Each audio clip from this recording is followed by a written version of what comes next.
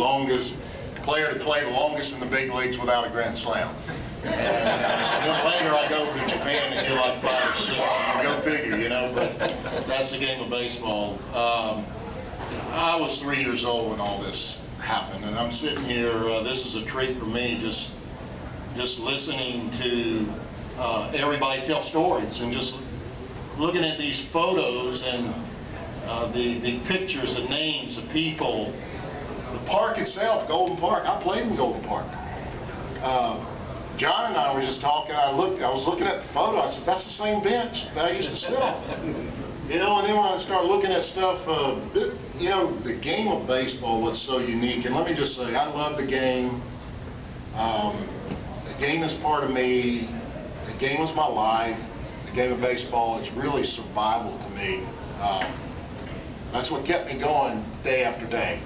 And I'm not really a baseball historian or a baseball buff. It was always about survival and getting to the next level, so I really didn't have time to think about that. But along the way, there were so many stories. And I sit here, and what goes through my mind tonight is the connectivity that this game brings. I know this whole panel here. I know your daddy well, your father well. I know a lot of you because of the game of baseball.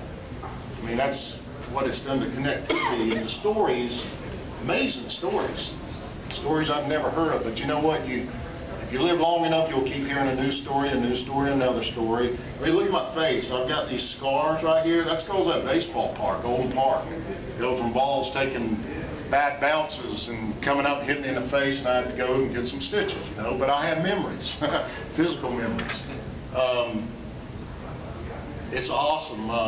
It's just awesome, the memories there in Golden Park. And to think that I can go out today to that park and see my name on a plaque. Sometimes I have to pinch myself with the rest of the stars, the legends that came through the game, that played the game and came through Columbus and played at Golden Park that these men spoke about. I mean, sometimes I just sit back and I'm like, you know, I don't know how it happened. Two, am I worthy? But at the end of the day, I said, yeah, it really happened. But to be able to take my kids out there and show them that, and to tell them the story, and soon to be my grandson, take him out there and tell him some stories, tell him some of the stories I heard tonight. I mean, that's why I said this is a treat for me. But fast forward to today, I have lately have had the opportunity to work with a couple folks, mainly Cecil Chiefs here, who the mayor has kind of commissioned to look into bringing baseball back to Columbus. The game's changed. You got to face it, it's changed. It's business now. It's business, it's the entertainment business, and just a lot of dynamics happening. And the Major League Baseball is putting so much money into player development these days that they want protection for their athletes. It's an investment. They're commodities that they pay high dollars for and large sums of money, and they need protection. You see a lot of these towns now that are competing for, you know, the story about competing for baseball here was totally different from what it is today. Totally different from what it is today. The teams, the cities that are getting franchises are the ones willing to put up the money to invest in new facilities, state-of-the-art facilities. That's what they want. That's what Major League Baseball wants. It's entertainment, and the game just it amazes me how the game keeps progressing. I hope the new stadium in Atlanta is going to be somewhat like the football stadium out in Palo Alto, you know, where it's state-of-the-art out there. Maybe they'll take the game for the Braves for all of us to go see to the next level. Who knows? But I think where we're at today, the opportunity to bring baseball back to Columbus, one, it's going to cost money. It takes a lot of money. We're going to have a new stadium. We're going to have the ability to go out and get an investor. This is a business. These clubs, your father, Ricky, I mean, they took a chance. I mean, I don't know how much money they put up, but they put up a lot of money. The gentleman I played for, Dayton Preston, he's my general manager and part owner. Back then, I know they put up money. It was a group of doctors and others that owned the ball club, but it's an investment for them, and they want to see a return. How do you get a return on your investment? You got to get people to the ballpark. You got to have fans. You've got to secure that fan base. or else it just doesn't happen.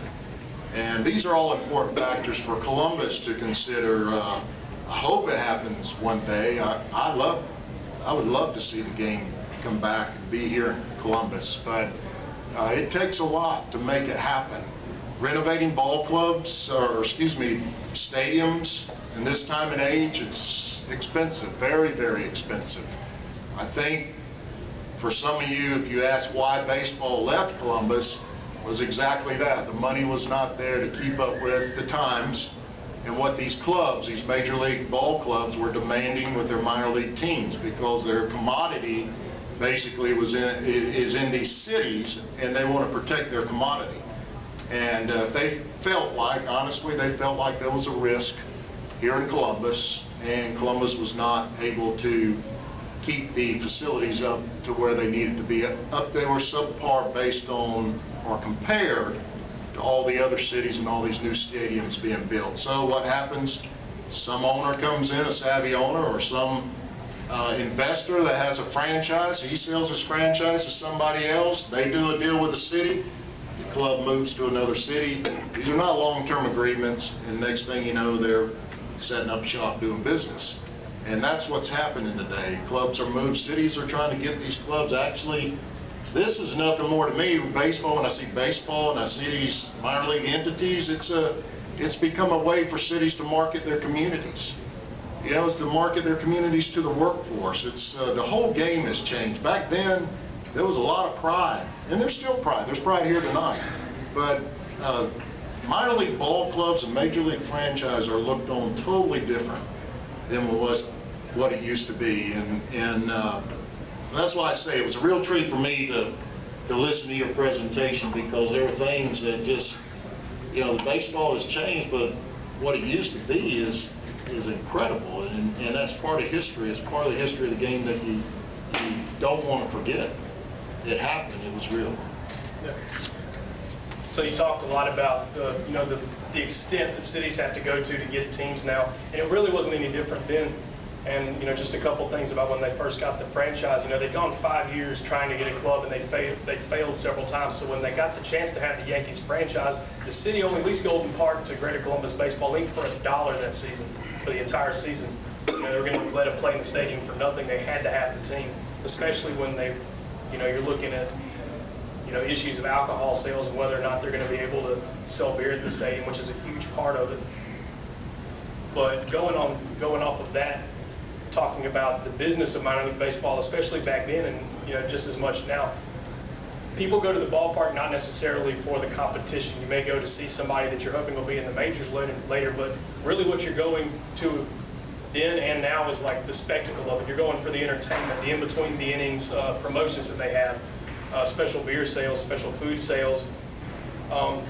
Now, Rickey, you told us before a lot of the different promotions that they had at the ballpark. Would you mind sharing a couple of those? First, I'd like to say we all owe a debt of gratitude to Hart. He and Dan came up to Atlanta about 2 weeks ago. We had breakfast together, and he spent an hour sharing all this stuff. He's got reams and reams of information. The amount of work this young fella's done is amazing, and all of us are enjoying it tonight. And he had times I was laughing so hard I couldn't get my breath, thinking about incidents and crazy things we did back in those days, and the ball players, because there were just a bunch. I was 11 or 12, and there were a bunch of 17, 18-year-olds, and just watching the stupid stuff they did, and the craziness was just amazing. But anyway, he's done a heck of a job. His mom and dad are here. Y'all should be very proud of him. He's a hard-working young man. So anyway, I just want to say thank you first. Now, promotions, we did it all. And Jim Coger, I was hoping that his son Mike could be here tonight, but I don't see Mike anywhere. But anyway, Jim Coger was general manager for a lot of those years. When I was bat boy, it was Charlie Singer, who was from the Yankees. But later, in the Astro days and the White Sox, late 60s and early 70s with the Astros, Jim Coger took over. And he used to get a guy to jump out of an airplane from Fort Benning every single Tuesday night and try to land on second base. And he would bring a watch from Zales, and he would give away a watch to some lucky woman in the stands. We had a fried chicken contest eating thing one day, that started an hour before the game, and they're